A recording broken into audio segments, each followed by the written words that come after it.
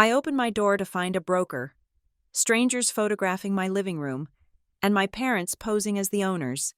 My mother announced they were selling my $950,000 penthouse today to settle my sister's debt. I didn't scream. I simply smiled and told them to proceed. I knew my parents feared paper trails more than rage. A few hours later, the property records proved me right when the screen flashed a single, paralyzing word: locked. My name is Peyton Reyes, and I am 34 years old. I spend my days calculating catastrophic failure probabilities for Northlake Risk Analytics, a job that requires a steady hand and an ability to look at a disaster without blinking. I am good at it. I can look at a collapsing market or a structural deficit and see only the data points that need correcting. But as I stood in the hallway of my building, keys in hand, staring at the front door of my penthouse, my professional detachment failed me for the first time in a decade. The door was unlocked. I never left my door unlocked. I pushed the heavy oak panel open, expecting a burglar. Instead, I found a cocktail party, or at least, that is what it looked like. The late afternoon sun was streaming through the floor-to-ceiling windows, illuminating a scene that made my stomach turn over. There were 4 people in my living room.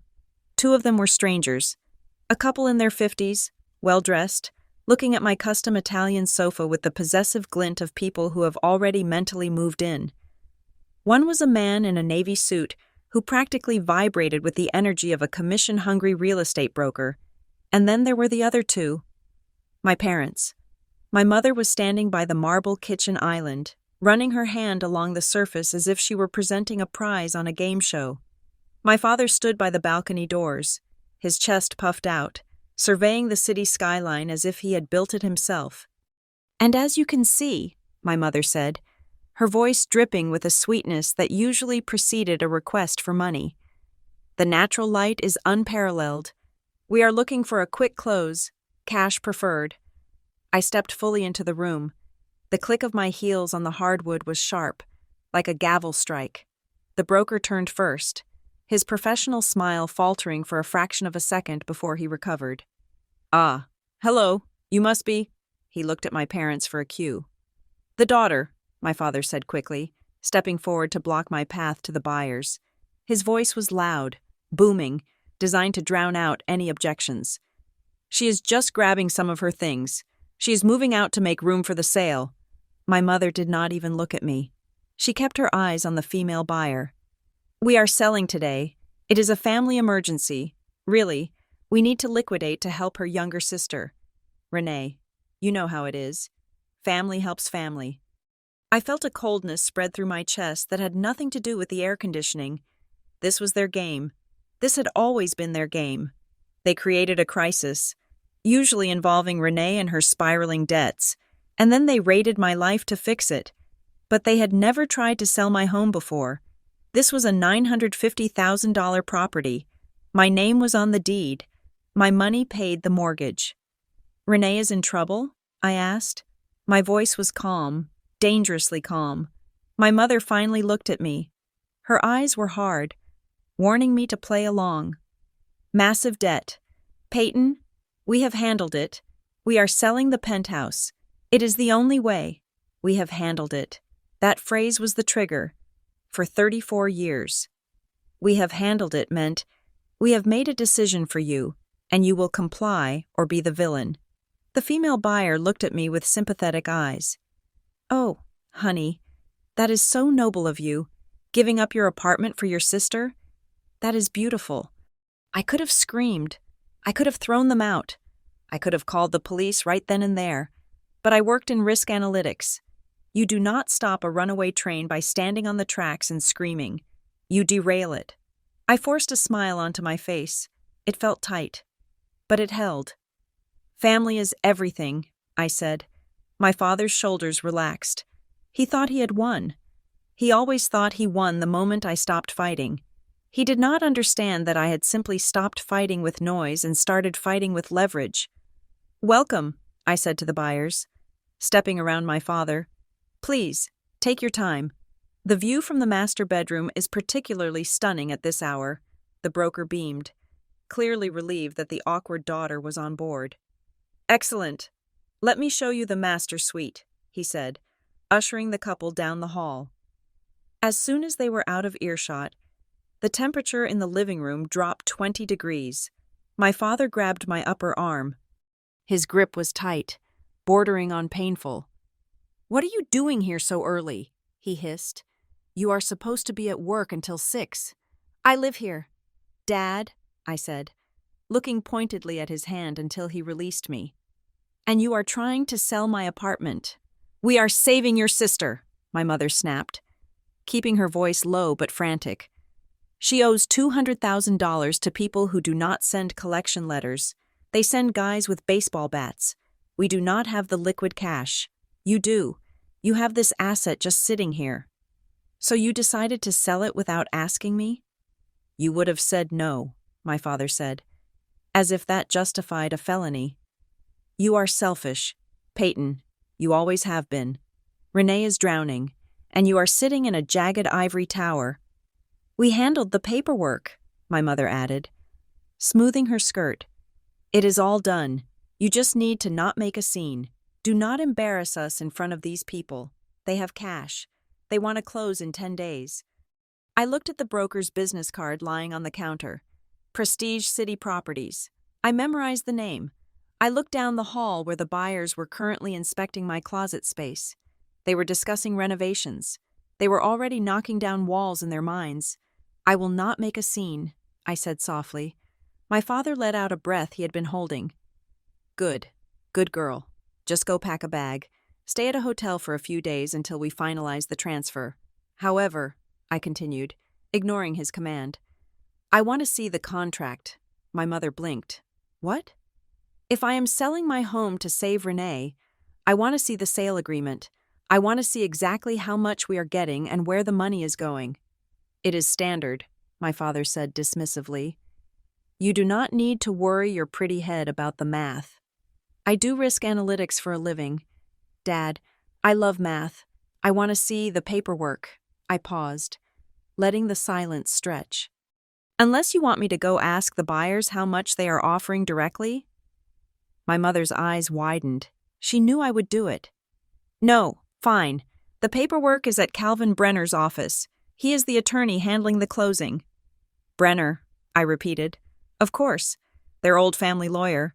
The man who had helped them refinance their own house 3 times until there was no equity left." "He has everything ready," my mother said, a little too eagerly. "He prepared the deed transfer and the power of attorney. He just needs the final signatures. He has everything ready." That was the mistake. That was the slip. A legitimate sale takes weeks to prepare. Title searches, inspections, disclosures. If Brenner had a deed transfer ready to go the moment buyers walked through the door. This wasn't a spontaneous decision to save Renee. This was a premeditated extraction. They had been planning this for weeks, maybe months. They were just waiting for a buyer to bite before they sprung the trap on me. "Okay," I said. "Let's go." "Now?" my father asked. "Right now. You said they want to close fast. Let's not waste time. Take me to Brenner. I want to review the terms before I agree to move out." My parents exchanged a look. It was a look of triumph. They thought I was negotiating the surrender. They thought I was just looking for a way to feel involved before I rolled over and gave them what they wanted. "Fine," my father said, checking his watch. "Brenner is still in the office. We will go over there. You look at the papers. You sign. And we save your sister. Simple." I nodded. "Simple." The buyers and the broker emerged from the hallway. The woman was beaming. "I love the closet," she said to me. "I can see exactly where my shoe collection would go." I smiled at her. It was the sharpest smile I had ever worn. I walked over to the door and held it open, signaling that the tour was over. "I am so glad you like it," I said, my voice clear and projecting to the back of the room. "But we are leaving now." The broker looked confused. "Oh, we were just—" "My parents and I have an appointment with our lawyer," I interrupted. I looked the husband dead in the eye. "There are some significant legal issues regarding the title of this property that we need to resolve this afternoon before any sale can proceed." The room went dead silent. The word legal issues acts like a bucket of ice water on a real estate deal. The husband's hand recoiled from the wall he had been leaning on. Legal issues? The broker asked, his voice cracking slightly. Just a formality, my mother shrieked, her composure cracking. She glared at me with pure venom. Peyton, stop joking. I never joke about property law, I said pleasantly. This is my home, and if you are intending to buy it, you should probably know that the ownership status is about to become extremely complicated. I turned to my father. Ready. Dad? You said we have no choice. I walked out into the hallway without waiting for them. I did not need to look back to know that the broker was frantically checking his phone, and the buyers were exchanging worried glances. My parents scrambled after me, their faces red with fury, but they could not say a word in the hallway without alerting the neighbors. I pressed the button for the elevator. My heart was pounding against my ribs, but my hands were steady. They wanted to go to the lawyer? Fine, we would go to the lawyer, but they were expecting a signing ceremony. I was planning an autopsy. Calvin Brenner's law office smelled of lemon polish and stale coffee, a scent that I associated with every bad financial decision my parents had made in the last 20 years. It was located in a mid-rise building that tried to look prestigious, but mostly housed chiropractors and tax preparers who disappeared after April. The waiting room was beige, silent, and aggressively neutral. My parents were parking the car. I had insisted on coming up alone first. I needed 5 minutes of unmonitored airtime before the noise began. The receptionist was a young woman with long acrylic nails who was currently scrolling through her phone behind a high frosted glass counter. She looked up as I approached, her expression shifting from boredom to mild annoyance. "Can I help you?" she asked, not putting the phone down. "I need to see Calvin Brenner," I said.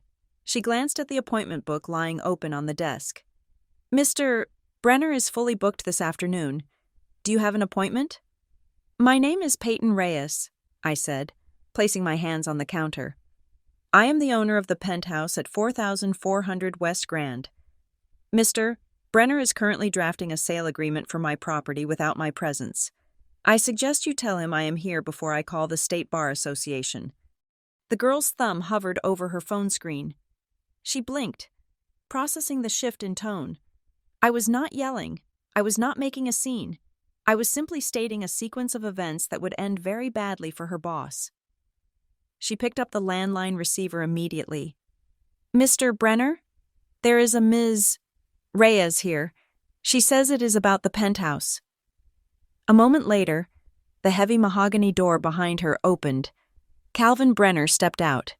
He was a man in his late 50s who wore expensive suits that never quite fit him right, as if he were trying to occupy more space than he naturally possessed. He had a broad, practiced smile plastered on his face, the kind of smile designed to make you sign things without reading the fine print. "Peyton!" he boomed, extending a hand.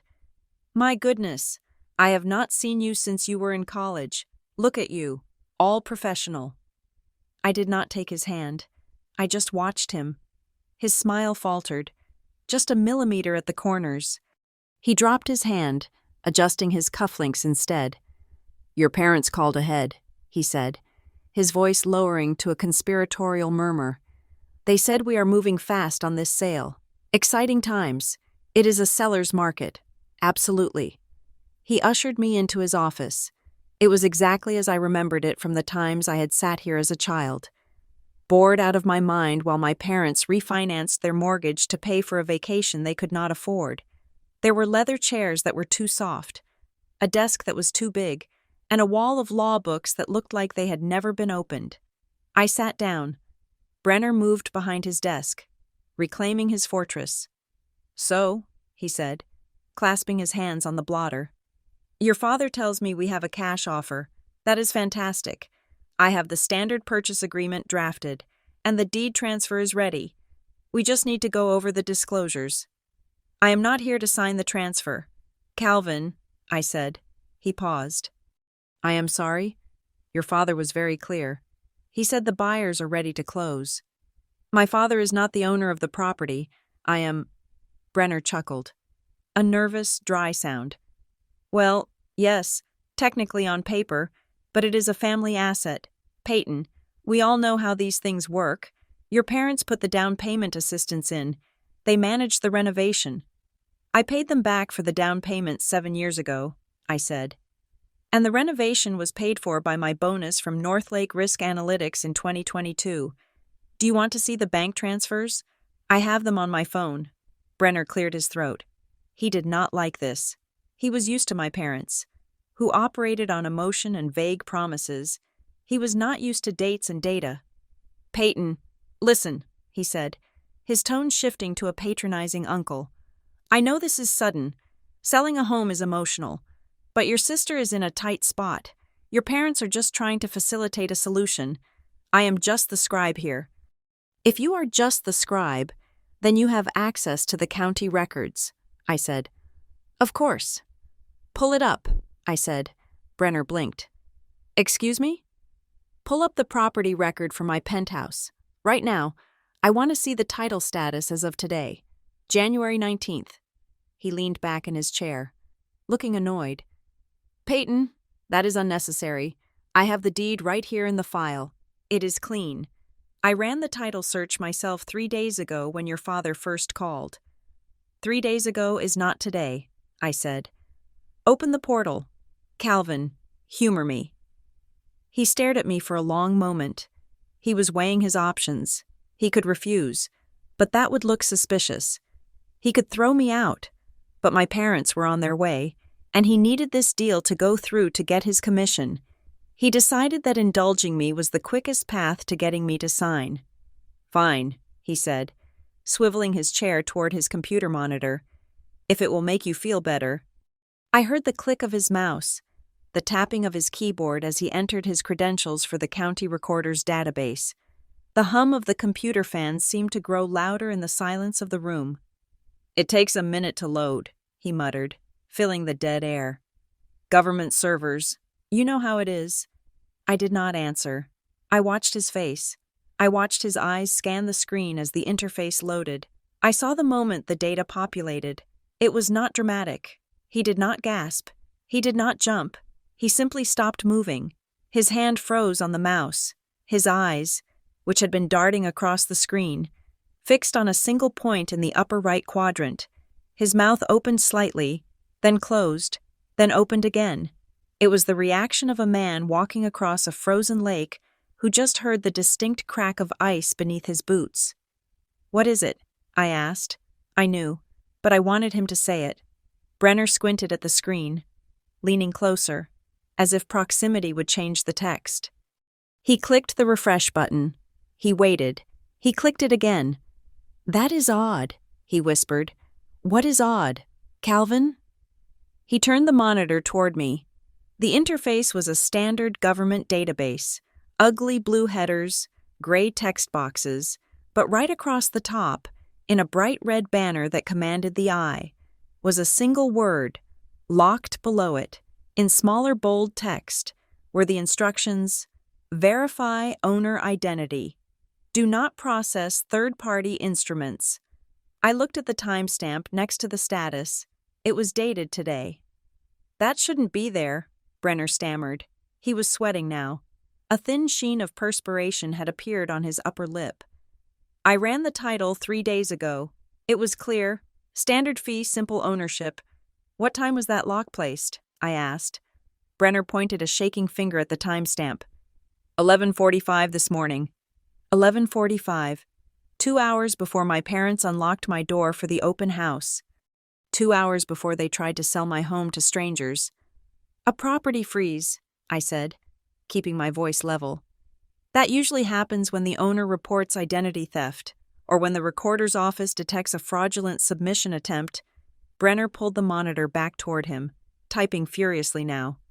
I did not submit anything today. I was waiting for your signature. I have the documents right here on my desk. He slapped a manila folder for emphasis. I haven't sent a single page to the county. Then who did? I asked. The question hung in the air between us. Brenner stopped typing. He looked at the door, then back at me. The realization was dawning on him. If he didn't submit the paperwork, and I didn't submit the paperwork. Then someone else had tried to push a document through the system earlier today. Someone had tried to transfer the title, or record a lien, or file a power of attorney, and they had done it so clumsily or so aggressively that the county's automated fraud detection system had slammed the gates shut. Someone tried to record a document against my deed this morning, I said, and because the system flagged it, the title is locked. You cannot sell this house today. Calvin, you couldn't sell it if I signed that paper in blood. Brenner slumped in his chair. The confidence of the high-end lawyer was gone. He looked like what he was, a strip mall attorney who had gotten caught in the middle of a felony. Your parents, he started, then stopped. He realized what he was about to imply. My parents are walking in the door any minute, I said, and they are going to expect you to have a contract ready. But if you try to file anything on a locked title, you will trigger a manual review by the district attorney's fraud unit. Is that what you want? No, Brenner said quickly. No, absolutely not. We need to figure out what triggered the lock. It could be a glitch, a clerical error. It says verify owner identity, I read from memory. That is not a glitch. That is a shield. I stood up. I walked over to the printer in the corner of the room. Print it, I said. Peyton, I really think we should discuss this with your father first. Print the record. Calvin, print the screen with the timestamp and the lock status. I want a physical copy. He looked at me, and for the first time, he looked afraid. He realized that I wasn't just the daughter anymore. I was the plaintiff. He hit Control-P. The laser printer whirred to life. The sound loud and grinding in the quiet office. I watched the paper slide out into the tray. I picked it up. The ink was still warm. Status, locked. It was the most beautiful word I had ever read. Just then, the outer door of the office banged open. I heard my father's voice, loud and booming, filling the reception area. We are here.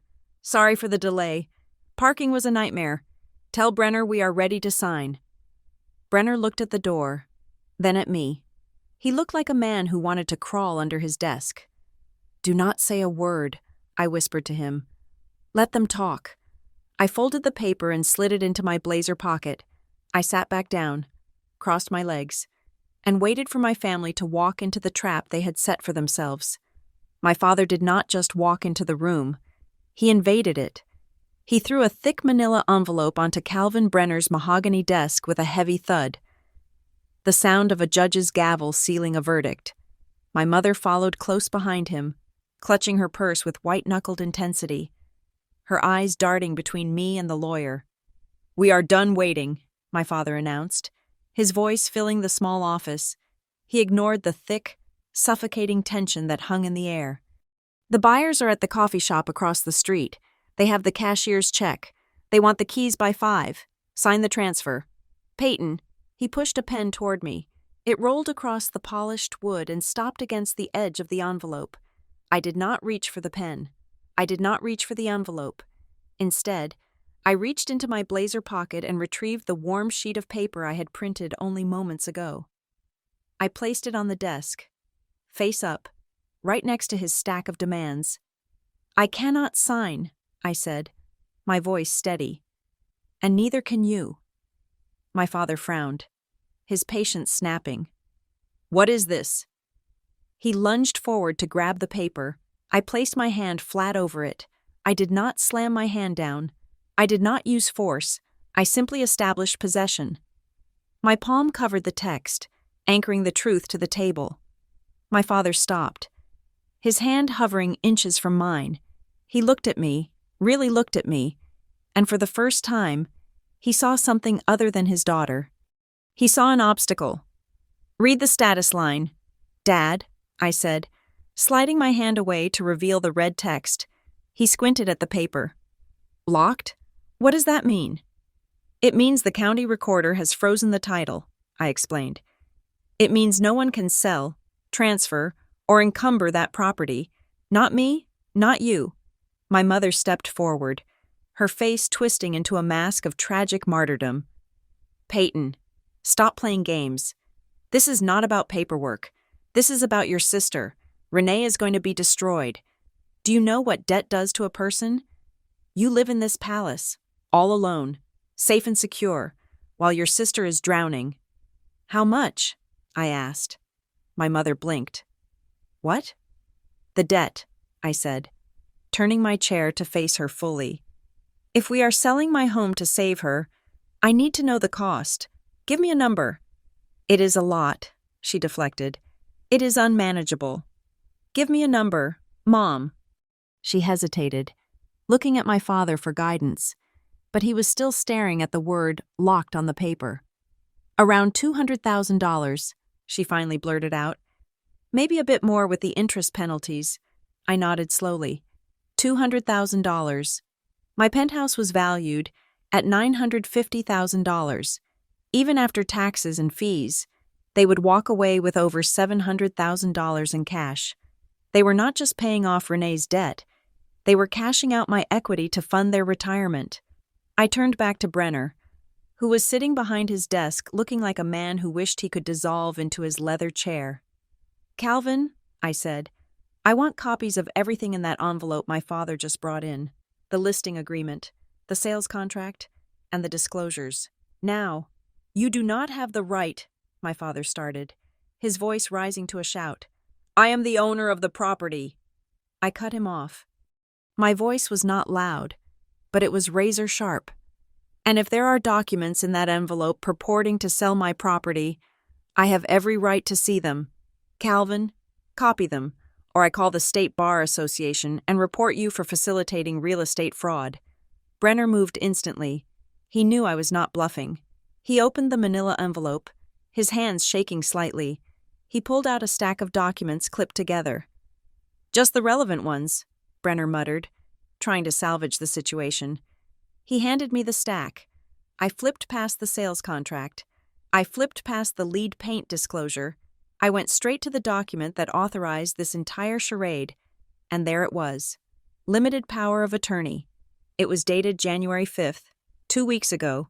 It granted my father, Robert Reyes, the authority to sell, convey, and transact regarding the property at 4400 West Grand. At the bottom of the page was a signature, Peyton Reyes. I stared at it. It was a good attempt. It had the right slant. It had the loops in the P and the Y, but it was too perfect. It lacked the slight rush at the end of the S that I always made when I was signing quickly. It looked like someone had practiced my signature for hours and then drawn it slowly, carefully, with a heavy hand. I did not sign this, I said. Of course you did. My father lied, his face flushing red. You signed it when you came over for dinner last month. You said you wanted to help. You forgot. I have not been to your house for dinner in 3 months, Dad, I said. And I certainly did not sign a power of attorney giving you control of my primary asset. I looked closer at the document. Next to the signature was a notary stamp, State of Illinois, Notary Public, Commission number 88492. I looked up at Brenner. He was wiping sweat from his upper lip with a handkerchief. Calvin, I said, this document was notarized. Did you verify this stamp? The room went dead silent. The hum of the computer server seemed to roar. It looked standard, Brenner stammered. Your father brought it in signed and notarized. I assumed. You assumed? I repeated. Did you verify the commission number? Did you call the notary to confirm they witnessed the signature? No, Brenner whispered.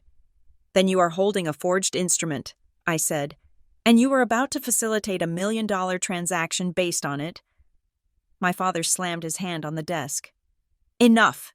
It is a valid signature. She is lying because she got cold feet. She wants to see her sister suffer. I want to see the truth, I said. And the truth is, someone in this room committed a felony. Just then, the phone on Brenner's desk rang. It was not a soft digital trill. It was an old-fashioned, mechanical ring that cut through the argument like a fire alarm. Brenner jumped. He stared at the phone as if it were a bomb. He looked at the caller ID display. All the blood drained from his face, leaving him a pale, waxen gray.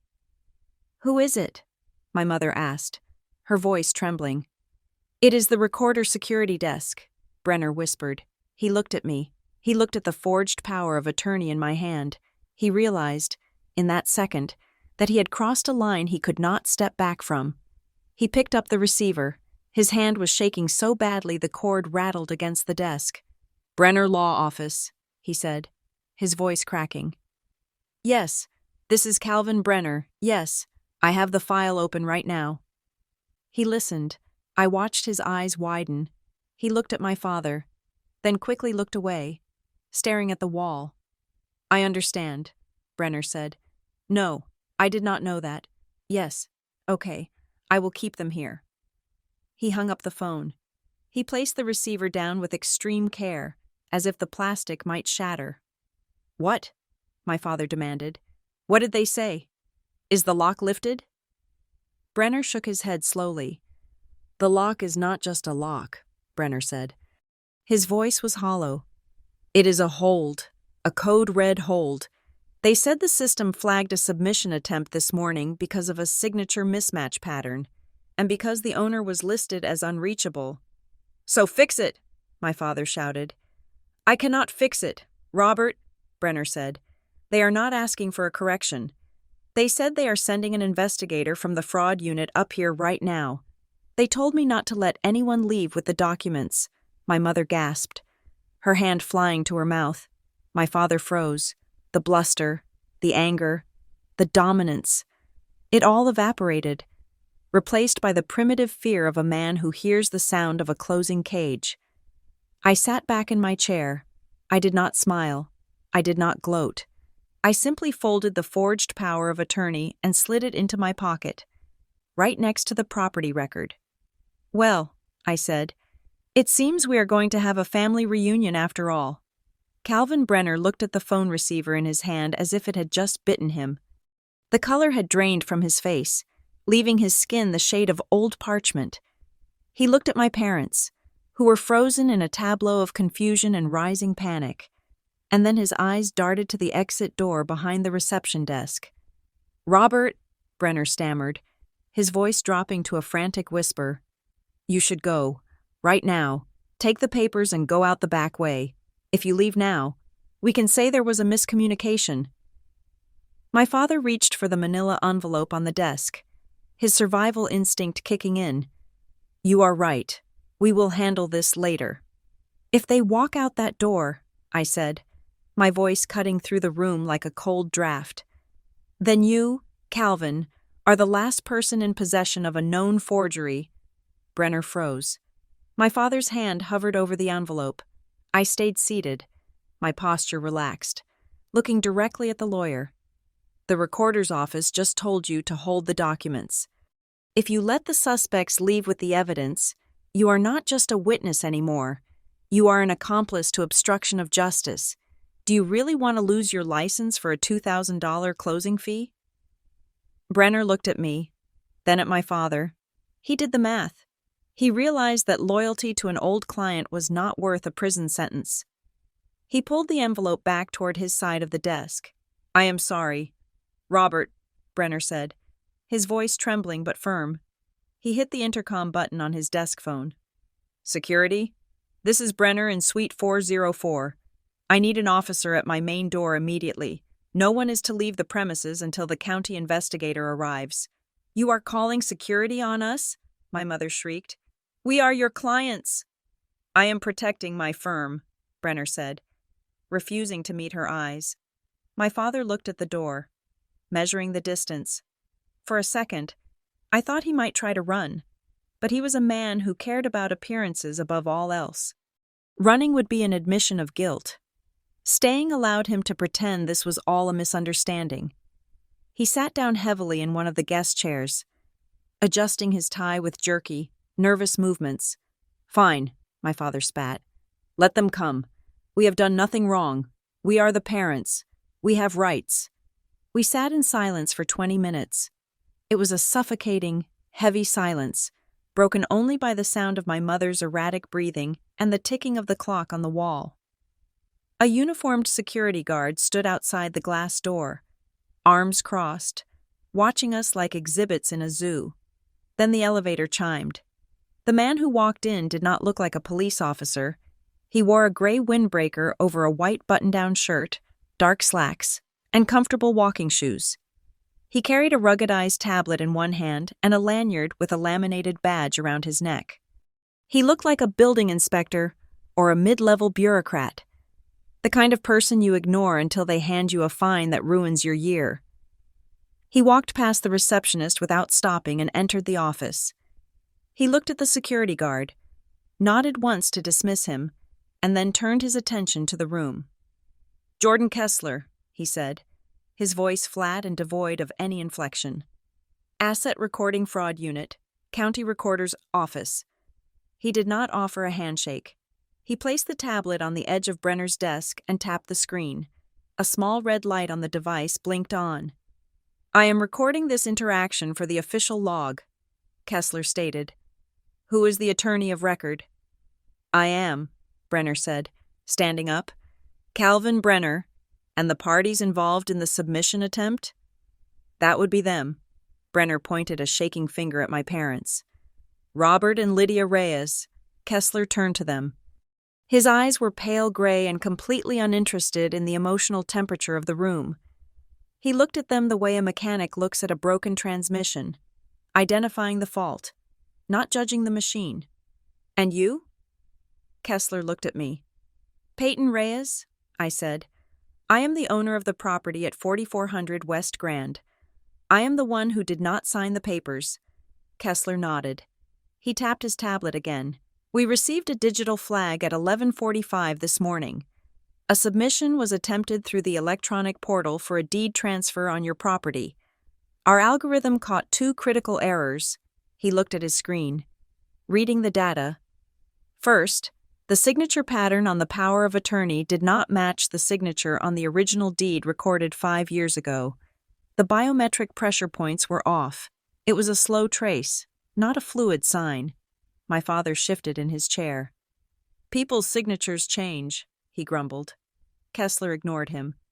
"Second," he continued, "the submission included an affidavit of diligent search, claiming that the owner, Ms. Reyes, was unreachable, incapacitated, or absent from the jurisdiction, allowing the parents to act as emergency proxies." The room went dead silent. I turned to look at my parents. "Incapacitated?" I repeated softly.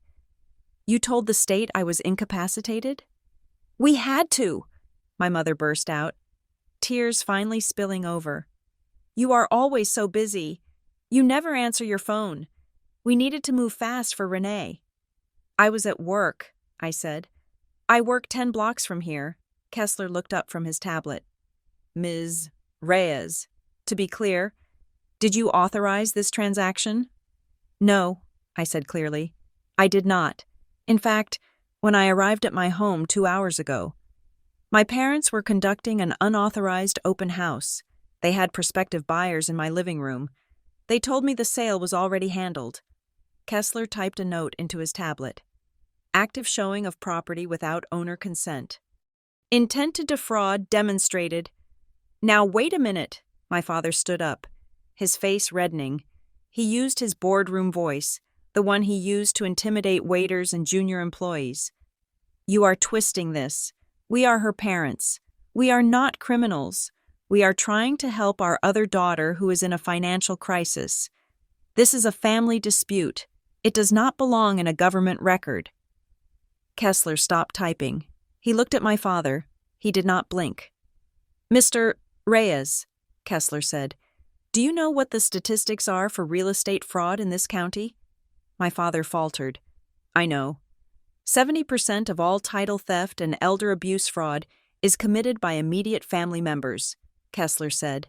He delivered the statistic with the cold precision of a surgeon.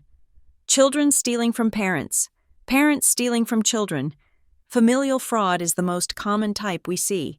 The fact that you are related does not make it a family dispute. It makes it a betrayal of fiduciary trust." My mother went pale. The reality of the situation was finally piercing her veil of denial. This wasn't a family argument where she could guilt-trip her way out. This was the state, and the state did not care that she was my mother. "I need identification from everyone in this room," Kessler said. Driver's licenses or passports. Now. My father hesitated. I saw his eyes dart to the door again. He was calculating. If he walked out now, could they stop him? Could he claim he left his wallet in the car? Mr. Reyes, Kessler said, his tone dropping an octave. If you do not produce identification, I will have the sheriff's deputy in the lobby come up and detain you for obstruction. Your choice. My father reached into his pocket. His hands were shaking. He pulled out his wallet and handed his license to Kessler. My mother did the same. Kessler held the licenses under the camera of his tablet, scanning them into the case file. Calvin Brenner, Kessler said, turning to the lawyer. I need the physical documents, the ones that were about to be signed. Brenner handed over the manila envelope. He looked like a man delivering his own death warrant. Kessler opened the envelope. He pulled out the limited power of attorney. He laid it flat on the desk, smoothing out the crease. He took a high-resolution photo of the signature page. Then, he zoomed in on the notary stamp. Commission number 88492, Kessler read aloud. State of Illinois. He looked at my father. You brought this document in already notarized, correct? Yes, my father said, his voice tight. A friend of ours. He did us a favor. A favor, Kessler repeated. A notary public is an officer of the state. They do not do favors. They witness signatures. Did the notary witness Peyton Reyes sign this document? She signed it, my father insisted, though his voice lacked its usual power. She signed it weeks ago. And the notary was present? Yes. Kessler tapped his screen. Okay, then let's verify that. He pulled up a contact database on his tablet. I am going to call the notary of record associated with this commission number, Kessler said. I am going to put it on speaker. If he confirms he witnessed the signature, then we have a messy situation, but perhaps not a crime. If he says he wasn't there, Kessler let the sentence hang in the air. I watched my father. I saw the exact moment the fight went out of him. He knew who the notary was, or rather, he knew that the notary hadn't been there. He knew that the stamp was a lie. His Adam's apple bobbed as he swallowed. He looked at the phone in Kessler's hand with pure, unadulterated terror. Wait, my father said. It was barely a whisper. Kessler paused, his finger hovering over the call button. Yes? Maybe there was a mix-up, my father stammered. With the dates. The date on the stamp is January 5th, Kessler said. Was he there or not? My father didn't answer. He couldn't. Kessler pressed the call button. The line began to ring. The sound was amplified in the quiet office. A rhythmic, electronic pulse that sounded like a countdown. Ring, ring, ring. I looked at my mother. She had her eyes closed, her lips moving in a silent prayer. I looked at my father. He was staring at the desk, his face gray. They had gambled everything on my compliance. They had gambled on the idea that I would never let it get this far. But they forgot one thing. They taught me to be responsible. And responsible people let the authorities handle criminals. The speakerphone on the desk hissed with static, a sound that seemed to fill the room like rising water. We all stared at the device. My father was gripping the arms of his chair so tightly that his knuckles were white. My mother was pressing a tissue to her mouth. Her eyes squeezed shut. Calvin Brenner looked like he was praying for a heart attack to spare him the next 30 seconds. The line clicked. Hello? A male voice, raspy and elderly, echoed in the office. Is this Arthur Evans? Kessler asked, his voice projecting clearly toward the microphone. Speaking, the man replied. Who is this? This is Investigator Jordan Kessler with the County Asset Recording Fraud Unit. I am calling regarding your notary commission. Number 88492. There was a pause on the other end, a long, heavy pause. I do not do that anymore, Evans said, his voice sounding confused. I retired that stamp. I moved to Florida in November. Kessler did not look surprised. He looked at my father, who was now staring at the floor, unable to lift his head. Mr. Evans, Kessler continued, I am currently looking at a limited power of attorney document dated January 5th of this year. It bears your seal and what purports to be your signature. It was submitted today in an attempt to transfer a residential property. January 5th? Evans sounded indignant now. I was in Boca Raton on January 5th. I haven't stamped a document in 18 months. My commission expired last August. I didn't renew it. My mother let out a small, strangled sob. The sound was sharp in the quiet room. So, to be clear, Kessler said, his eyes locking onto my father's slumped form, you did not notarize a signature for a Peyton Reyes regarding a property at 4400 West Grand? Absolutely not, Evans said firmly. If someone is using my old stamp, that is fraud. You tell them I will sue. I turned that book in. Thank you. Mr. Evans, we may need a formal statement later. Kessler tapped the red button on the screen. The call ended. The silence that followed was absolute. It was the silence of a guillotine blade that had already fallen but hadn't yet hit the bottom. Kessler picked up his stylus. He began writing on his tablet, narrating his notes as he wrote, his voice devoid of emotion. Witness confirms commission is expired and non-operational. Witness denies presence. Stamp usage is unauthorized. He looked up at my parents. This changes the classification of the incident. This is not a clerical error. This is the use of an invalid instrument to manufacture consent. It was a mistake, my father blurted out. He stood up, his legs shaking. I didn't know. I asked a friend to help with the papers. I didn't know his license was expired. You are trying to trap me on a technicality.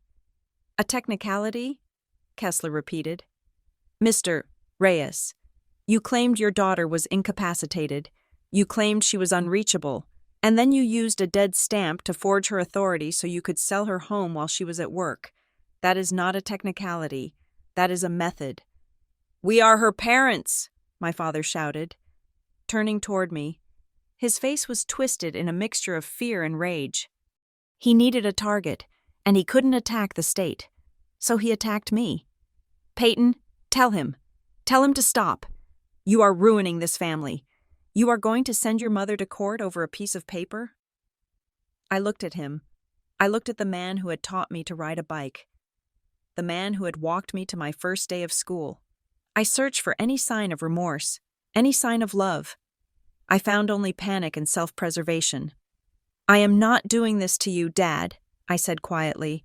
You are, he screamed, advancing a step toward me before the security guard at the door took a step forward. Hand on his belt. You could just sign it.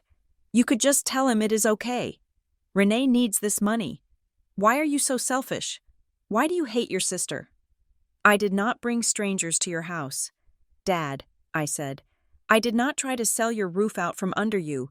You brought the buyers to my door. You brought the lie to this office. You did this. We did it for you, my mother cried out, dropping her hands from her face.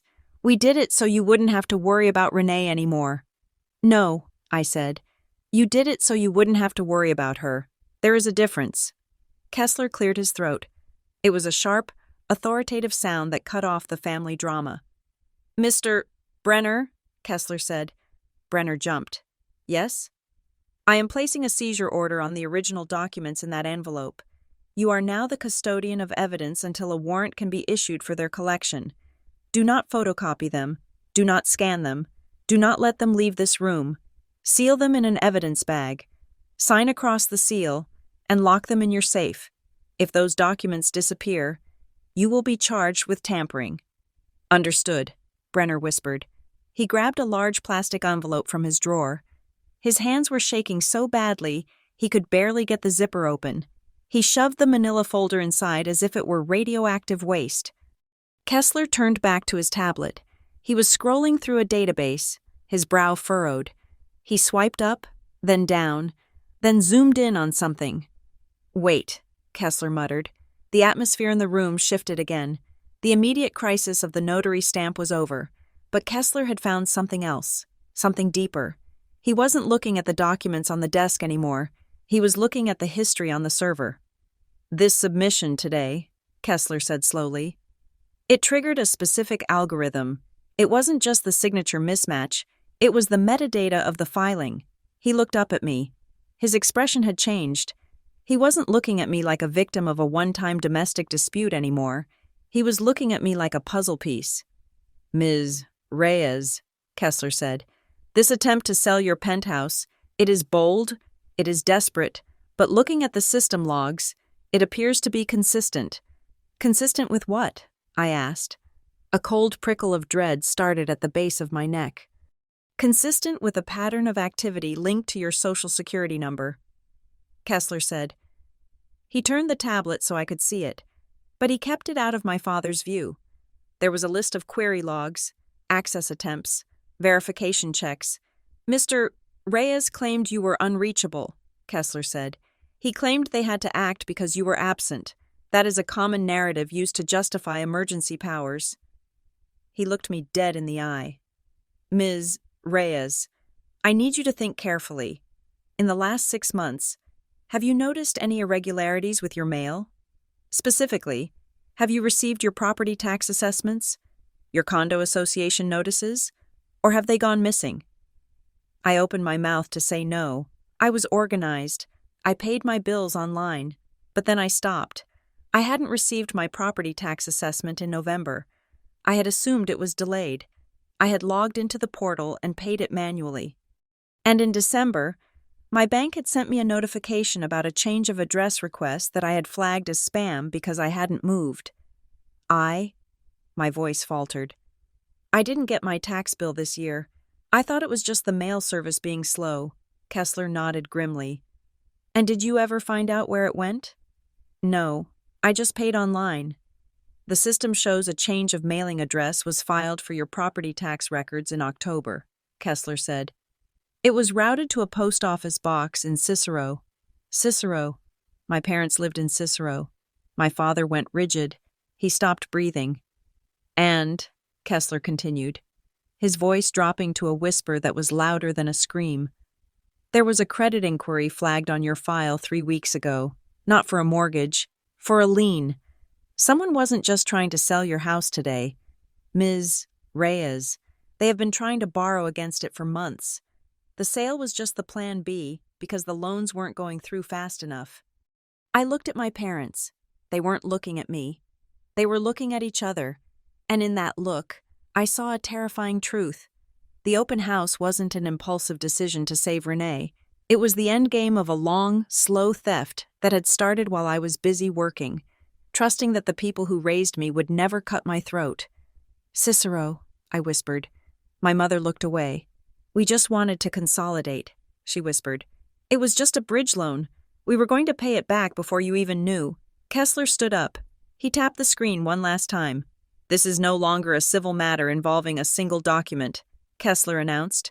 "This is an investigation into identity theft and mortgage fraud. I am opening a full case file." He looked at my father. "You should probably call a criminal defense attorney. Mr. Reyes, Mr. Brenner here can't help you with what is coming next." I walked out of Calvin Brenner's office into the gray chill of the late afternoon, and the first thing I noticed was that my hands were not shaking. I expected them to be.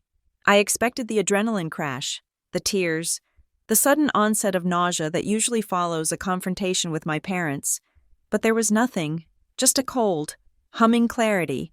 It was the sensation of waking up from a long, confusing dream where the logic never quite tracked, only to find yourself in a room with harsh fluorescent lighting where every edge is sharp and defined. I did not go back to my parents' house in Cicero. I did not go back to work. I drove straight to my building. The lobby was quiet. The concierge, a man named David who had worked the desk for 6 years, smiled when he saw me. "Good afternoon, Ms. Reyes. Your parents left about 3 hours ago. They said the open house went well." He said it innocently. He thought he was being polite. He had no idea he was confirming a crime scene timeline.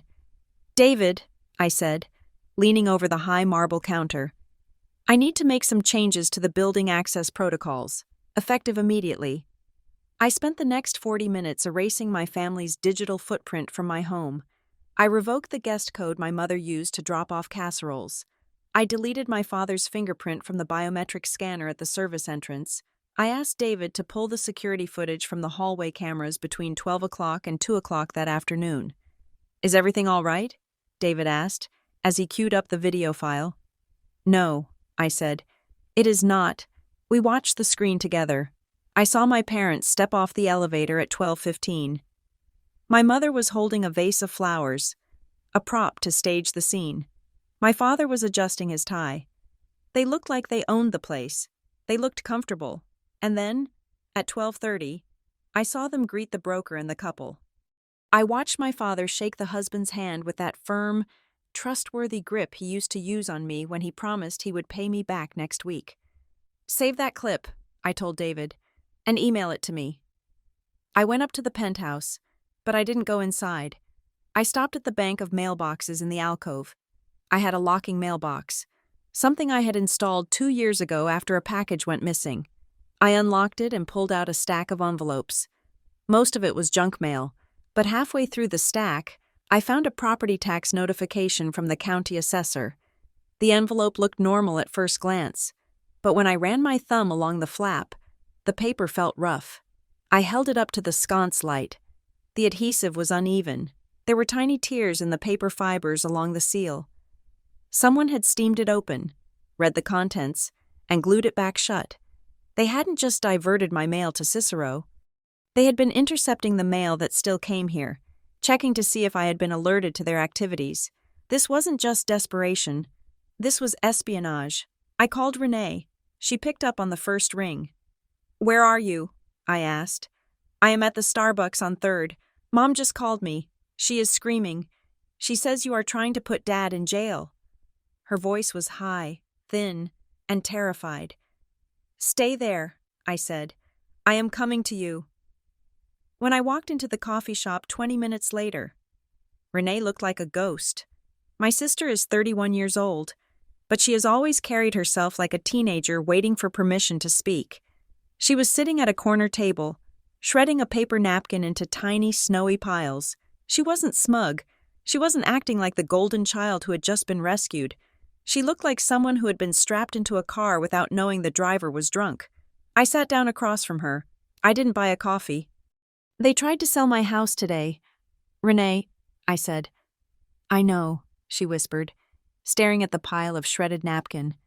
"Mom said it was the only way. She said you wouldn't mind. She said you guys had talked about it." "We never talked about it," Renee flinched. "I didn't know that. I swear. Peyton, Dad told me you agreed to liquidate the asset to help the family restructure." "Restructure," I repeated. That was Dad's word. He loved corporate buzzwords to mask personal failures. "Mom said you are in debt. She said you owe $200,000. Renee's head snapped up. Her eyes went wide. "What?" $200,000, I said, watching her face closely. "That is the number she gave me. She said the sharks were circling." "No," Renee shook her head violently. "No, that is crazy. I owe $35,000 on my credit cards, and maybe another $8,000 on the car note.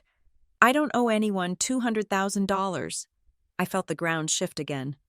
$35,000 was bad, but it was manageable. It wasn't a crisis that required selling $1 million asset in 24 hours. "Are you sure?" I asked. "Are there gambling debts? Loans from bad people?" "No, I swear." Renee was crying now, tears tracking through her foundation. "I just got behind on the cards after I lost the marketing job. I asked Mom for help. She said they would handle it. She said they had a bigger plan to fix everyone's finances at once." "A bigger plan," I murmured. So the debt was the hook. They used Renee's manageable mistake to justify a catastrophic theft. They inflated her need by 500% to explain why they needed the entire equity of my penthouse. If they had sold it for $950,000, they would have paid off Renee's $40,000 and pocketed over $500,000. "They lied to you, too," I said. Renee wiped her nose with the back of her hand.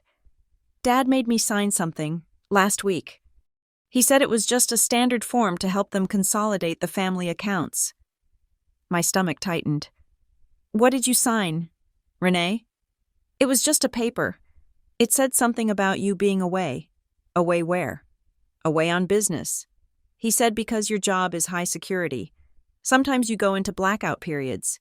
He said the bank needed an affidavit stating that you were currently unreachable, so they could process the family loan consolidation without waiting for you to get back. I closed my eyes. Owner unreachable. That was the missing piece of the puzzle.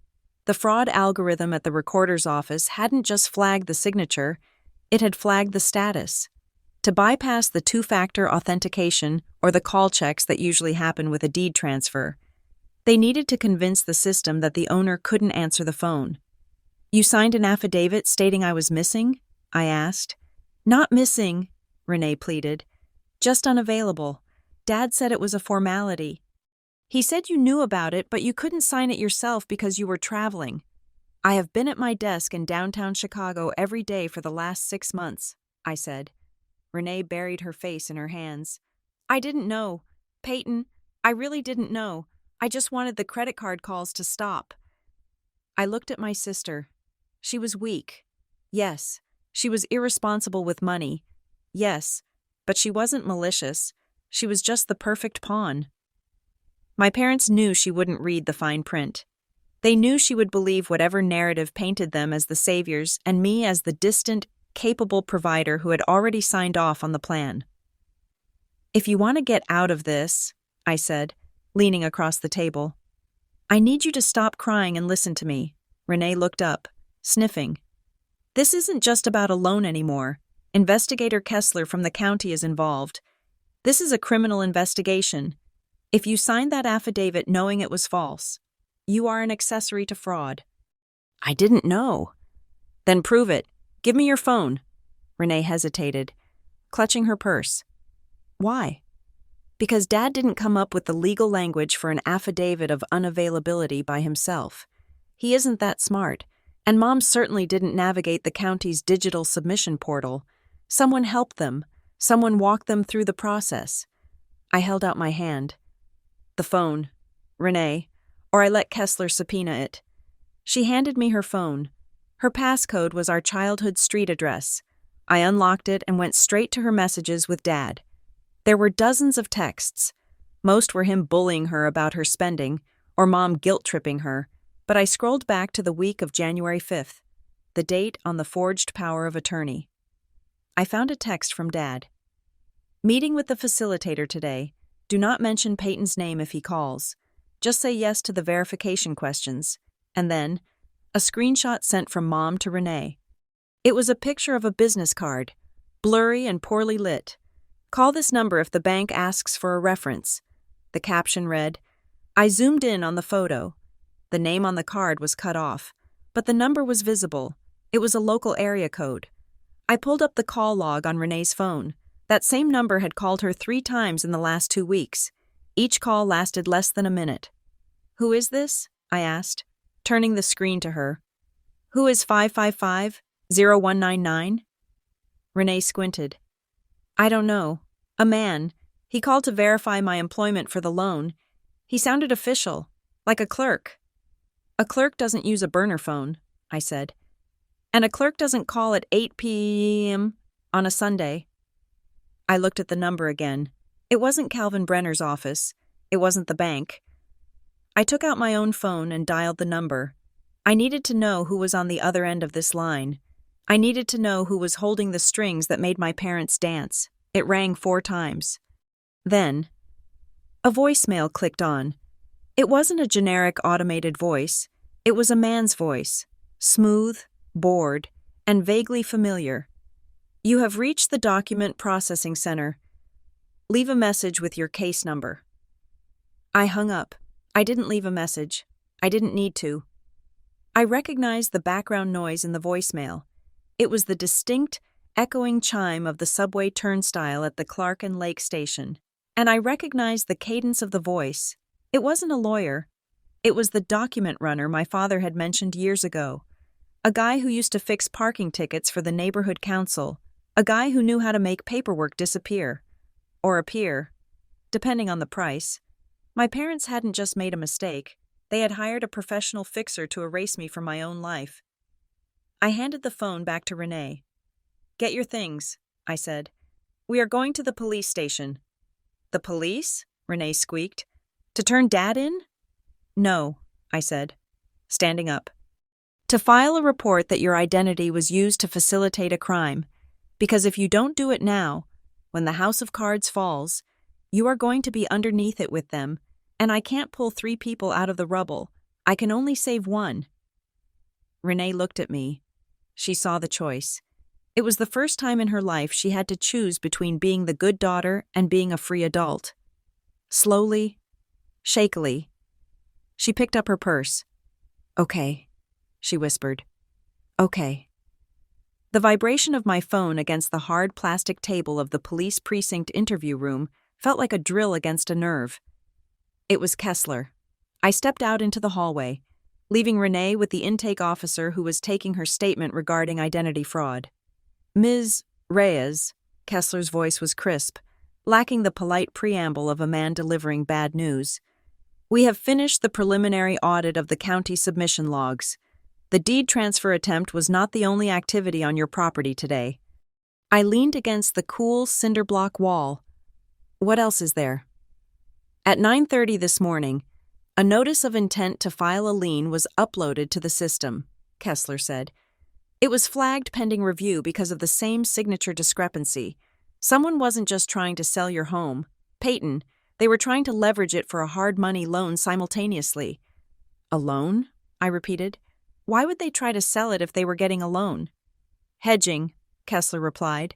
They were running 2 horses in the same race.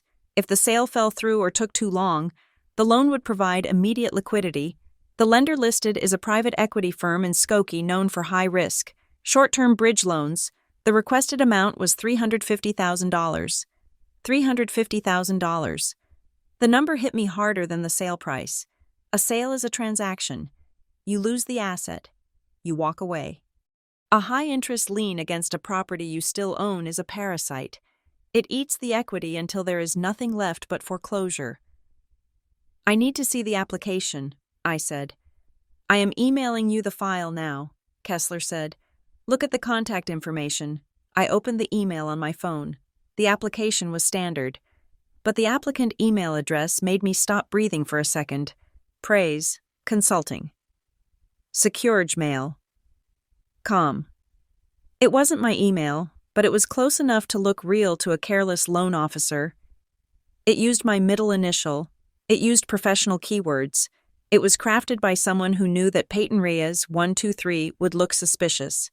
But Consulting, Secure looked like a woman who worked in risk analytics. They created a digital twin of me, I whispered. We traced the IP address of the creation, Kessler said. It was created 4 months ago, from a public library computer in Cicero. Cicero again. I hung up and went back into the room. Renee was wiping her eyes. I didn't sit down. Renee, I said, the debt, the $200,000 Mom talked about, who is it owed to? She looked up, startled by the shift in my tone. I told you, credit cards, some personal loans. No, I said. We are past the lies. Kessler just found a loan application for $350,000. That is not for credit cards.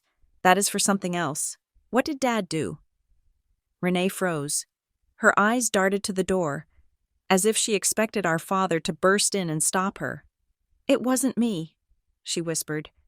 The confession came out like a bubble bursting. The debt isn't mine. Peyton, I don't owe $200,000. I owe maybe $40,000. I stared at her. Then whose debt is it? It is theirs, she said, her voice shaking. It is Dad's. He invested in some logistics startup last year. A friend of a friend. It was a scam. Or it failed. I don't know. But he leveraged the house in Cicero to buy in. They are underwater. Peyton. They are going to lose their house. They are going to lose everything. The pieces slammed into place. The desperation, the speed, the aggression. They weren't trying to save their youngest daughter from a youthful mistake. They were using their youngest daughter as a human shield to guilt their eldest daughter into bailing out their own catastrophic financial failure. They knew I wouldn't sell my home to save Dad's ego, but they thought I might do it to save Renee's future.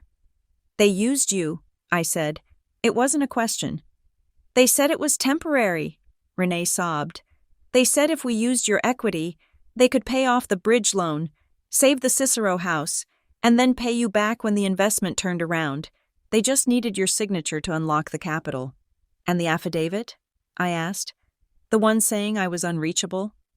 Dad said it was just to speed things up, she said. He said you were too busy to deal with the paperwork. My phone buzzed again. It was the email from David, the concierge at my building. Subject: lobby footage, 12 p.m. to 2 p.m. I opened the video attachment. I fast-forwarded to 12:15. The camera angle was high. Looking down at the lobby seating area, I saw my mother. She was pacing. She wasn't looking at the architectural details. She was watching the door. At 12:20, the revolving door spun. A man walked in. He was not the real estate broker. He was younger, wearing a nondescript windbreaker and a baseball cap pulled low. He didn't check in at the desk. He walked straight to the seating area. My mother met him. There was no hug, no handshake. She reached into her oversized purse and pulled out a thick brown envelope. She handed it to him. He took it, slid it inside his jacket, and handed her a smaller white envelope in return. The transaction took less than 10 seconds. I paused the video. I zoomed in on the man. I couldn't see his face clearly, but I saw his shoes. Distinctive red high-top sneakers, and I saw the way he moved. Quick, efficient, like someone who didn't want to be remembered. I called Kessler back. I have footage, I said. My mother handed a package to a man in my lobby 20 minutes before the open house. I think it was the original deed to my property, or the physical copy of the forged power of attorney. Description? Kessler asked. Male, 5'10", red high tops, baseball cap. And the number you called earlier? Kessler asked. The one Renee gave you? The voicemail sounded like a document runner, I said. Subway background noise, professional Dropbox cadence. I ran the number, Kessler said. It belongs to a prepaid phone registered to a limited liability company called Quick Serve Logistics. The principal is a man named Marcus Vane. He is a known entity in the county clerk's office. He is a runner, someone who physically files papers for law firms that don't want to send a paralegal. But he was flagged 2 years ago for an incident involving a stolen notary stamp. The stamp, I said. Commission number 88492. Exactly, Kessler said.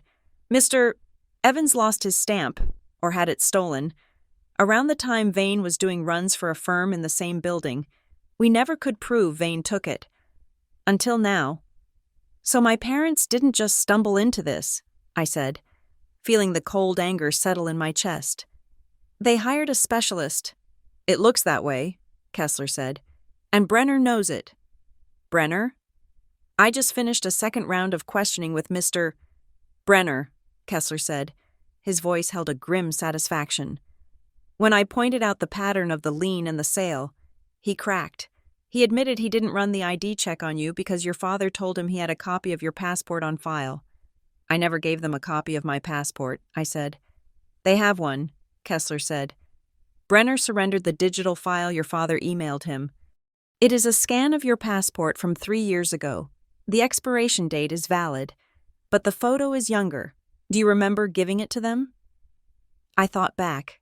3 years ago, we were planning a family trip to Cabo that never happened. Dad had asked for everyone's passports to book the flights. I had scanned mine and emailed it to him. The Cabo trip, I whispered. They kept the file. They kept it in a folder named Peyton Docs, Kessler said. Along with your social security number and your mother's maiden name, they have been sitting on a complete identity kit for 3 years. Peyton, waiting for a rainy day. The betrayal wasn't impulsive. It wasn't a panic move. It was a resource they had stockpiled. I was an asset in their portfolio, waiting to be liquidated. What happens now? I asked. Now, Kessler said. We changed the scope. This isn't just your parents and a shady lawyer. Marcus Vane is part of a network that facilitates title theft. Your parents hired him. That makes them clients of a criminal enterprise. If we can prove they paid him, and that white envelope your mother received in the lobby likely contained the invoice or the receipt. Then they are on the hook for conspiracy. I looked through the glass of the interview room. Renee was signing the last page of her statement. She looked small and broken. "They are going to go to prison, aren't they?" I asked. "That depends on you," Kessler said, "and it depends on what we find when we execute the search warrant on the Cicero house. But Peyton, you need to understand something. They didn't just try to sell your house. They tried to erase your ownership of your own life. They built a fake you to sign away the real you." I hung up the phone. I looked at the video still on my screen. My mother, handing over the envelope, selling me out to a stranger in red sneakers. I forwarded the email to Kessler. "File it," I typed. I walked back into the room. Renee looked up at me. "Did you talk to Dad?" she asked. "No," I said. "I am done talking to Dad. We are going to let the evidence do the talking now." I sat down. "Renee, tell me about the white envelope Mom got back from the man. Did she show it to you?" Renee nodded slowly. She said it was the insurance policy, in case the lawyer got cold feet." "What was inside?" "Another power of attorney," Renee whispered. "But this one wasn't for the house. It was for your bank accounts." The summons came via a text message from my Aunt Leona. It was brief, commanding, and framed as a peace offering. "Come to the house. We need to settle this as a family before it goes too far." I knew it was a trap. In my family. Settling things usually meant an orchestrated guilt trip designed to extract compliance from the most financially stable member, but I went anyway. I went because I needed to see how far they were willing to go when the walls were closing in. Aunt Elena's house in the suburbs smelled of pot roast and judgment.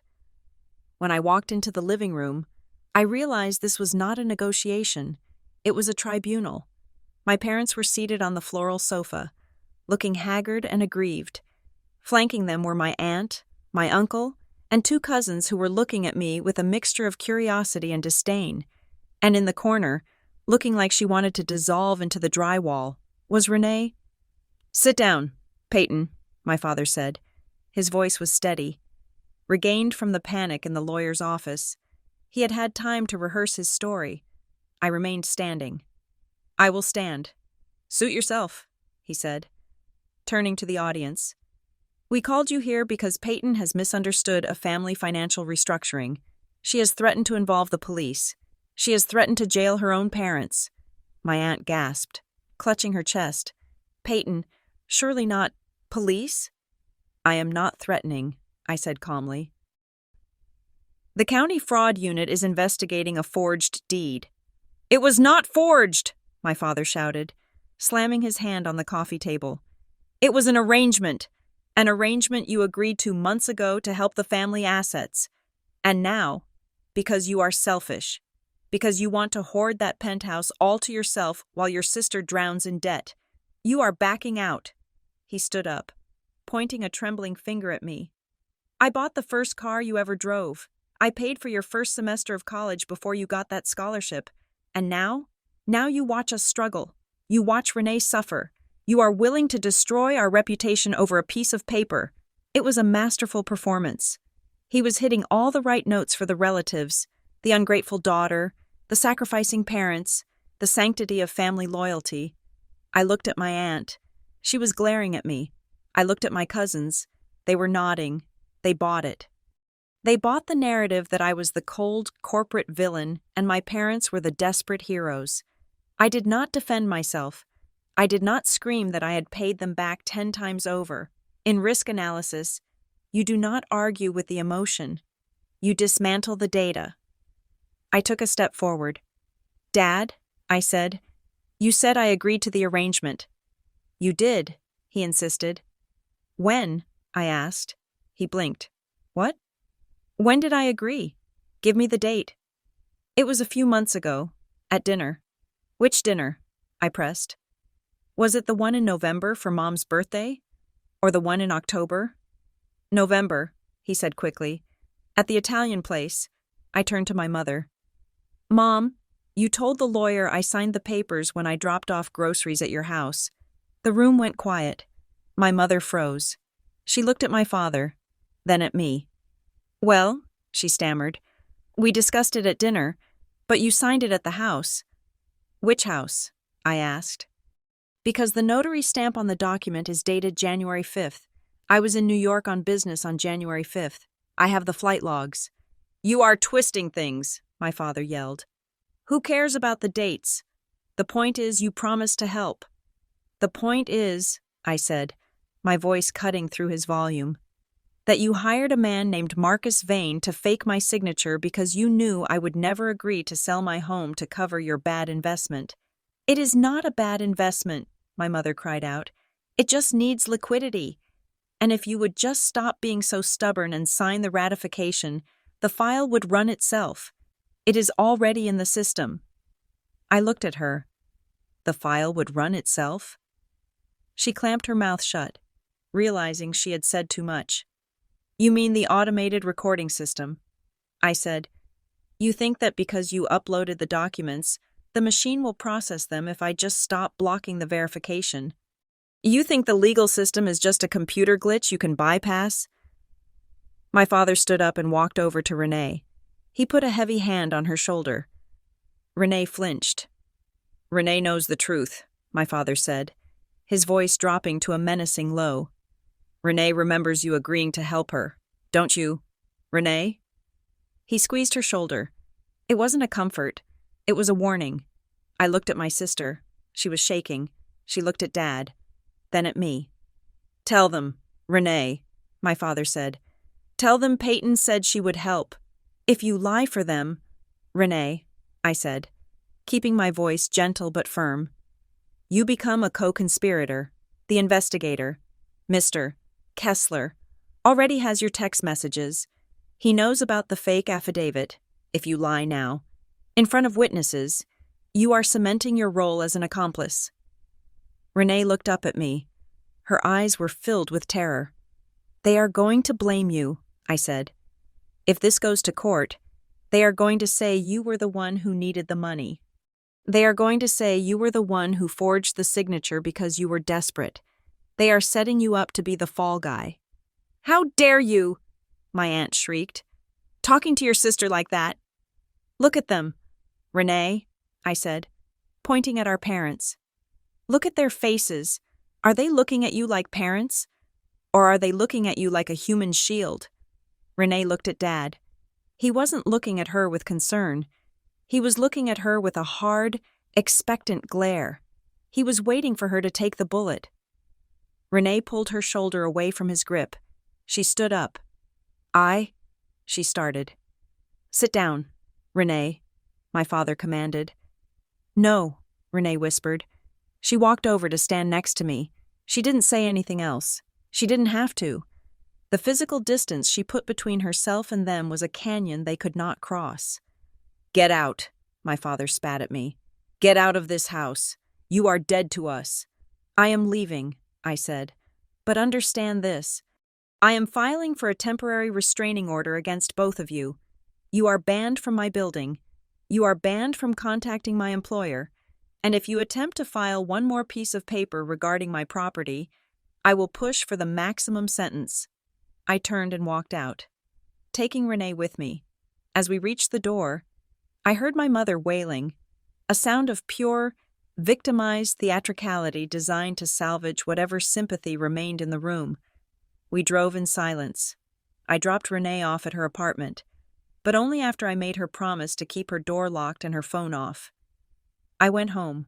I sat in the dark of my living room, watching the city lights. I felt exhausted, hollowed out. I had won the battle in the living room, but the war felt far from over. At 2 a.m, my phone lit up on the coffee table. It was a text from the county notification system. "Alert. New filing activity. Detected on parcel ID 04-22-109. My heart hammered against my ribs. I grabbed the phone. Status, pending, jurisdiction, Cook County Recorder via third-party portal. I dialed Kessler immediately. He answered on the second ring, his voice groggy but alert. "I see it," he said before I could speak. "How?" I asked. "The title is locked. It says locked. They are trying to flank us," Kessler said. the sound of keyboard clacking in the background. They are not filing a deed transfer this time. They are trying to record a memorandum of contract. It is a cloud on the title. It doesn't transfer ownership, but it tells the world they have a financial interest in the property. It stops you from refinancing or selling to anyone else. But the lock. The lock stops transfers, Kessler explained rapidly. But some third-party e-recording vendors have backdoors for informational filings. Your parents found another provider. They are trying to jam a document into the record before the full fraud freeze propagates to all the satellite vendors. Can you stop it? I am trying to kill it manually, Kessler said. But they submitted it at 1:58 a.m., expecting the automated batch process to pick it up at 3 a.m. They are racing the sunrise. Peyton. I stood up and walked to the window. My parents were not sleeping. They were somewhere in the city, or sitting at a computer in Cicero, frantically trying to destroy me before the sun came up. If it goes through, I asked, what happens? If it hits the permanent record, Kessler said, his voice grim. Even if it is fraudulent, it takes a court order to expunge it. That takes months, maybe a year. During that time, your property is legally radioactive. You can't leverage it. You can't sell it. And if they have a recorded interest, they can try to force a partition sale. They are buying time, I said. No, Kessler corrected. They are scorching the earth. If they can't have the house, they are making sure you can't have it either. Stop them, I said. I am locked out of the vendor's portal, Kessler said. I have to call the vendor's emergency compliance line. Pray they answer. I stood there, phone pressed to my ear, listening to the hold music on Kessler's line, watching the digital clock on my microwave count down the minutes to 3 o'clock. My parents had played their last card, and it was the dirtiest one in the deck. The conference room at the county prosecutor's office was windowless, smelling faintly of whiteboard markers and industrial carpet cleaner. It was the kind of room where lives were reduced to bullet points on a screen. Investigator Kessler sat at the head of the table, his tablet connected to the wall monitor. Beside him sat a forensic document examiner named Dr. Aris, a woman who looked at ink strokes the way a biologist looks at cell cultures. This is the signature on the power of attorney submitted yesterday. Doctor, Aris said, pointing to the screen. A magnified image of my name, written in blue ink, appeared. And this, she clicked a button, overlaying a second signature in red transparency, is the signature from a passport verification form you emailed to your father 3 years ago. The two signatures lined up perfectly, not just similar, identical. No human signs their name exactly the same way twice, Aris explained, her voice dry and clinical. Micro tremors, pen pressure, speed, it always varies. The only way to get a 100% geometric match is a digital trace. She looked at me. They didn't just forge your name, Ms. Reyes. They projected your old signature onto the paper and traced it. It is a lightbox forgery. It requires equipment. It requires preparation. This was not a moment of panic. It was an art project. I stared at the screen. My own name. Weaponized against me. They had kept that file for 3 years. Every time I thought we were just having a family dinner, they were hoarding data points. We have more, Kessler said. Brenner folded. Calvin Brenner, the lawyer who had tried to facilitate the sale, had received a call from the Bar Association Ethics Committee that morning. Faced with the immediate suspension of his license, he had decided that protecting my parents was not worth his career. He had turned over his entire email history with my father. Kessler pulled up a new document. It was a timeline. January 2nd, Kessler read, your father emails Brenner asking how to execute a rapid liquidation of a property if the owner is mentally unavailable. Brenner advises against it initially, but then your father offers a 5% closing fee instead of the standard 1%. 5%, I whispered. On a $950,000 property. That was $47,500. My father had bribed the lawyer with my equity. And here's the kicker, Kessler continued. Brenner's logs show the intake form for the buyers. The couple in your living room? They weren't a nice retired couple looking for a city view. They are a shell company called Apex Holdings. They specialize in distressed assets and probate disputes. They buy properties with clouded titles for cash, usually at 60 cents on the dollar. My phone buzzed.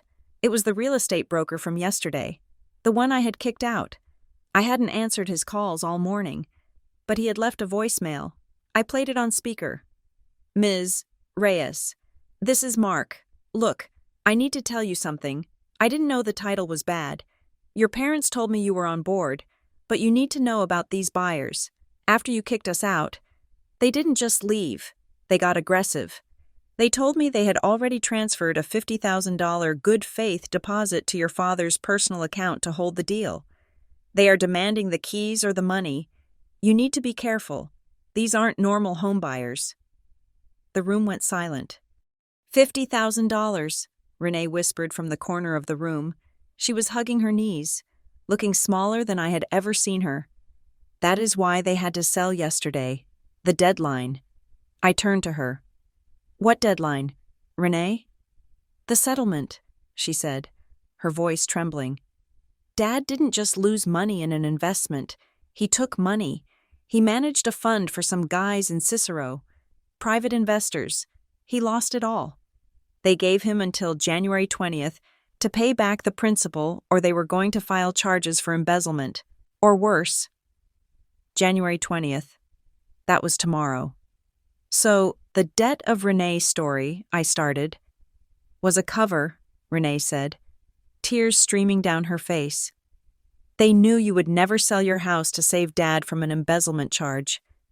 You would tell him to go to jail, but they thought you would do it to save me from credit card sharks. They used my name because they knew it was the only weakness you had. I felt a wave of nausea so strong I had to grip the edge of the table. It was elegant, in a sick, twisted way. They had weaponized my responsibility. They knew I was the fixer of the family. They counted on me being so focused on saving my little sister that I wouldn't look too closely at the mechanics of the sale until the ink was dry. They were going to sell my house to predatory cash buyers for a fraction of its value, I said, my voice shaking with rage, just to get a quick infusion of cash to pay off their own criminal debt. And then what? They were going to leave me homeless and fighting a legal battle with a shell company? They figured you had a good job, Renee whispered. Dad said you could always get another mortgage. He said you were resilient. Resilient. The word hung in the air like an insult. Kessler tapped the table, bringing us back to the procedural reality. We have the trace, we have the bribe to Brenner, we have the motive. And thanks to the security footage you sent, we have the connection to Marcus Vane, the runner. We found the white envelope in your parents' car when we executed the search warrant this morning. It contained a receipt from Vane for expedited recording services and the fake notary stamp. He slid a thick file across the table toward me. I am forwarding this to the district attorney's office with a recommendation for prosecution. Kessler said, the charges are extensive: attempted grand larceny, forgery of a public record, identity theft, conspiracy to commit wire fraud, and because they used the mail to send some of the initial notices, we might be looking at federal mail fraud charges too. He looked me in the eye. This is it. Peyton, once I send this file, it is out of my hands. The state takes over. There is no dropping the charges because it is family. The victim is the integrity of the public record system. You are just the witness. My phone buzzed again. A text message. It was from my father. Peyton, we are outside the courthouse. Please, we can fix this. If you tell them it was a misunderstanding, we can go home. We are still a family. Don't destroy us over money. We love you.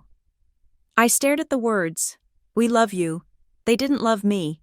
They loved my credit score. They loved my equity. They loved the fact that I was the safety net they could set on fire to keep themselves warm. I looked at the text, then at the forensic overlay of my stolen signature on the screen.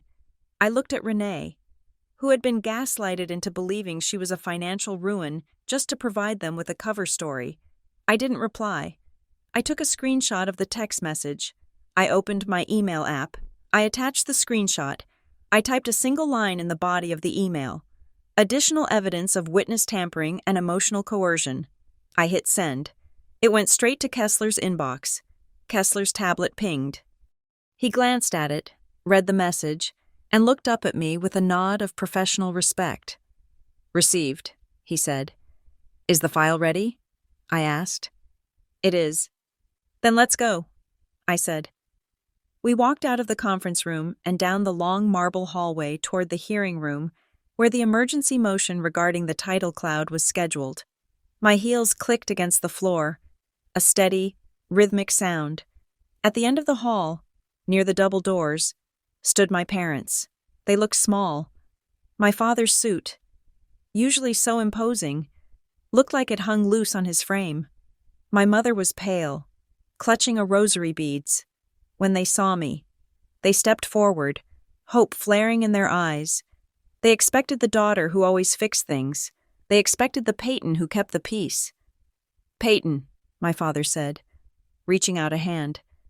"Thank God. Tell them it is okay." I didn't stop.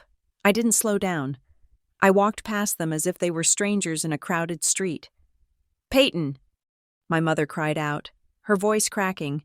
"We are your parents." I stopped at the door. I turned slowly. I didn't look at their faces. I looked at the file in Kessler's hand, the file that contained the logs, the camera footage, the expired notary stamp, and the lies they had told for 3 years. "I know who you are," I said, my voice echoing in the high ceiling of the courthouse corridor. "And the record knows who you are. That is all that matters now." I pushed the doors open and walked into the courtroom. The air inside was cool and smelled of old wood and justice. I took my seat at the plaintiff's table. I placed my hands on the desk, steady and still. The narrative was no longer theirs to spin. It was written in the immutable, unchangeable code of the property record. And for the first time in my life, I wasn't afraid of the truth. I was armed with it.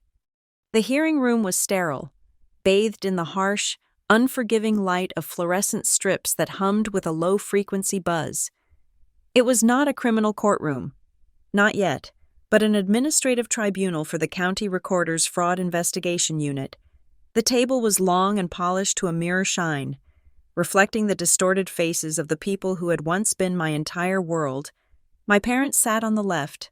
My father was sweating, his tie loosened, his eyes darting around the room as if searching for an exit that did not exist. My mother sat beside him, weeping silently into a handkerchief. A performance of fragility that had worked on me for 30 years but found no purchase here. Calvin Brenner sat at the far end, separated from them by 3 empty chairs, a physical manifestation of his desire to distance himself from the radioactive fallout of his own clients. Investigator Jordan Kessler stood at the podium. He did not look at my parents. He looked at the hearing officer, a stern woman named Director Vance, who had the weary patience of someone who had seen every variation of human greed. "Director," Kessler began, his voice steady and devoid of theatrics, "the timeline of the attempted theft is absolute. It is not based on memory. It is based on server logs." He tapped his tablet, and the large monitor on the wall shifted to a timeline graphic. At 9:30 a.m. yesterday, a notice of intent to file a lien was uploaded to the system. At 11:45 a.m., an attempted deed transfer was submitted. Both documents relied on a limited power of attorney dated January 5th. Both documents were flagged by our security algorithm due to signature anomalies and a biometric mismatch. Kessler pointed to the screen where the 2 signatures, the real one from my passport and the forged one from the transfer, overlapped perfectly. "This is not a handwritten signature," Kessler stated. "This is a digital trace projection. It is a forgery created using a lightbox and a high-resolution scan of the victim's passport, a document the parents have possessed for 3 years. My father stood up. "Objection!" he shouted, his voice cracking. "We are not forgers. We are parents. We had verbal permission. Peyton told us to handle the asset because she was too busy with work. We were trying to help her sister." Director Vance looked at him over her glasses. "Mr. Reyes, this is a record review. Sit down. It is relevant, my father insisted, pointing a shaking finger at Renee, who sat next to me. Ask her. Ask Renee. She was the one in debt. We were doing this for her. We just took a shortcut with the paperwork because the creditors were knocking at the door.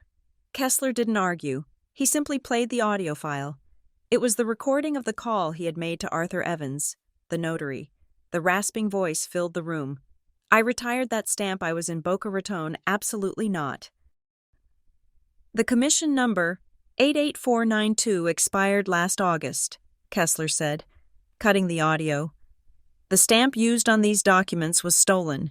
It is a physical impossibility for this document to be legal. It is a void instrument from the moment of creation. My father's face went purple. Brenner! He turned on the lawyer. You said it was fine. You said you checked it. Calvin Brenner shrank into his suit. He looked like a man whose career was evaporating in real time. I have provided my statement to the Bar Association, Brenner said, his voice a hoarse whisper. Mr. Reyes explicitly instructed me not to contact Peyton Reyes. He told me she was mentally unstable and would obstruct the necessary financial restructuring. He offered me 5 times the standard closing fee to expedite the process without a verbal verification with the owner. Liar, my mother screamed. He is lying to save his license. We also have the camera footage, Kessler interrupted, raising his voice slightly to cut through the noise. The screen changed. It showed the high-angle view of my lobby. It showed my mother handing the thick brown envelope to the man in the red high-top sneakers. This is Lydia Reyes, handing the original documents to Marcus Vane, a known runner for illegal title filings, Kessler said. And here's the receipt found in the defendant's vehicle, paying Vane $500 for rush processing. The room fell silent. The receipt was projected on the screen. It was undeniable. You do not pay a runner in a back alley if you have a legitimate power of attorney. My father slumped back in his chair. He realized the family dispute defense had shattered against the hard rock of forensic evidence. He looked at Renee. His eyes narrowed. He had one card left. Renee, he said, his voice dropping to a manipulative, pleading tone. Tell them about your debts. Tell them how scared you were. Tell them we did this to save you. It was a command. He was banking on Renee's lifetime of conditioning. He was banking on her taking the fall to protect the family image. Renee stood up. Her legs were shaking. But she stood. She looked at the hearing officer. Then she looked at our parents. I have debts, Renee said softly. See? My father exclaimed. She admits it. I owe about $40,000, Renee continued, her voice gaining strength. But the sale of the penthouse was for $950,000. She turned to face our father. My debt was the excuse, she said. It wasn't the reason. You didn't try to sell Peyton's house to pay my credit cards. You tried to sell it to pay back the investors you defrauded in Cicero. My mother gasped. Renee, how could you? I saw the texts. Mom, Renee said, tears spilling over. I saw the messages where you told Dad to use my name because Peyton would never say no to helping me. You made me sign that affidavit saying Peyton was unreachable. You used me. You used me as a shield so you could steal $1 million from your own daughter. That is a lie, my father roared. Ungrateful, both of you, after everything we gave you. Mr. Reyes, Director Vance slammed her hand on the table. Enough. The silence that followed was ringing. Director Vance turned to Brenner. Mr. Brenner, for the record, did the parents indicate that the owner, Peyton Reyes, was aware of this transaction? Brenner looked at the floor. No, they said it was better to ask for forgiveness than permission. They said once the money was in the account, Peyton would have to accept it. I stood up. I felt a strange calm wash over me, the knot of guilt that had lived in my stomach for 30 years, the guilt of being the successful one, the one who left, the one who said no, unraveled. They didn't need the money, I said. My voice was quiet. But in the acoustic perfection of the room, It carried to every corner. If they needed money, they could have asked. I have helped them before. But they didn't ask. I looked at my father. They didn't want my help. They wanted my submission. They didn't need the money. They needed the authority to take what was mine. They wanted to prove that even though I earned it, even though I own it, they are still the ones in control. This wasn't a sale. It was a power grab. Director Vance nodded slowly. She made a notation on her file. The findings of this body are conclusive, Vance announced. The power of attorney dated January 5th is declared fraudulent and void. The attempted deed transfer is rejected. The notice of intent to file a lien is expunged. The property record for 4400 West Grand will remain frozen to all third-party submissions pending the conclusion of the criminal investigation. She looked at Kessler. Case file 099 is referred to the district attorney for prosecution on charges of forgery, grand larceny, and conspiracy. Officer, please escort the defendants out. 2 uniformed deputies stepped forward.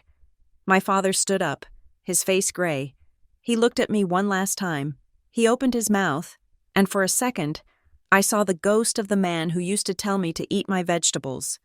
The man who used to be the ultimate authority in my universe. He looked like he wanted to command me to fix this, to make it go away.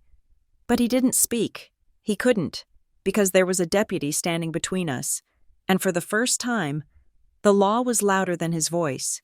He turned and walked out, my mother trailing behind him, sobbing into her hands. They didn't look back. Kessler walked over to me. He handed me a single sheet of paper. It was a fresh printout of the county property record. "It is done," Kessler said. "The lock is permanent now. No one can touch that title without your biometric authorization in person at the county clerk's office. Not your parents, not a bank, not a scammer." I took the paper. I looked at the status line. Status, locked, for the last 24 hours. That word had terrified me. It had meant I was a victim. It had meant someone else was pulling the strings. But as I stood there, holding the proof of my ownership, the word looked different. It looked like a fortress. It looked like a boundary that finally, after 34 years, could not be crossed. "Thank you, investigator," I said. I turned to Renee. "Let's go home." We walked out of the courthouse into the bright, cold winter afternoon. The air bit at my cheeks, sharp and clean. I took a deep breath, filling my lungs with oxygen that didn't taste like obligation. The record was locked, but for the first time in my life, I was free. Thank you so much for listening to this story on Leona Revenge Stories. I would love to know where you are tuning in from. So please drop a comment below with your city or country. It is always amazing to see how far these stories travel. If you enjoyed seeing justice served, please hit that like button. Smash the hype button to help this story reach more people. And don't forget to subscribe to the channel for more real-life drama. Stay safe and check your property records.